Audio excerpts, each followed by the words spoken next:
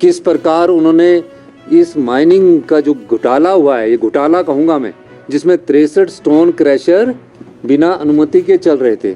तो हमने अपनी रिपोर्ट में माननीय उद्योग मंत्री को भेजी है और उद्योग मंत्री से हमने कहा है कि जिनकी पास माइनिंग लीज है उन स्टोन क्रैशर को खोल दिया जाए। स्टोन क्रैशर पर हमने माननीय उद्योग मंत्री को, जो हमने डिजास्टर के तहत एक हाई पावर कमेटी बनाई थी, उस कमेटी ने फैसला लिया और ब्यास बेसिन में, जिसमें कुल्लू, मंडी, हमीरपुर, कांगड़ा के जो स्टोन क्रैशर्स थे, उसमें 131 के करीब स्टोन क्रैशर पाए गए। 3 स्टोन क्रैशर ऐसे थे जो नहीं चल रहे थे।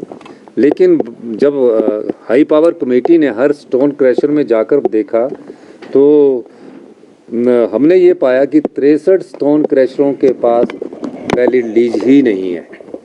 तो जिनके पास वैलिड लीज नहीं है तो वो स्टोन क्रैशर चल कैसे रहे थे? किस प्रकार पिछली भारतीय जनता पार्टी की सरकार ने आंखें मूंद रखी थी। हमें तो बने हुए अभी 11 महीने ही हुए। किस प्रकार उन्होंने इस माइनिंग का जो घोटाला हुआ है, ये घोटाला कहूँगा मैं, जिसमें 63 स्टोन क्रैशर बिना अनुमति के चल रहे थे।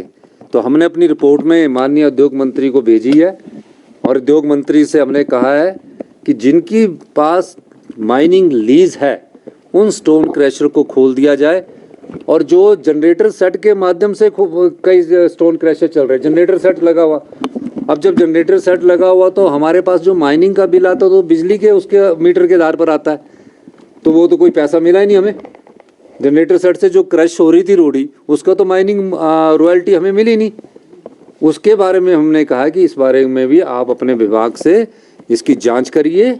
और ये भी कहा है कि जिसकी भी वैलिड परमिशन है और कुछ कमियां, उस कमियों को अगर दूर किया जाता तो उन स्टोन क्रैशरों को भी आप खोलिए और उसको सिंगल विंडो के तहत हम अभी लाने के प्रयास कर रहे हैं। ये तो इस बेसिन में पता लगा है।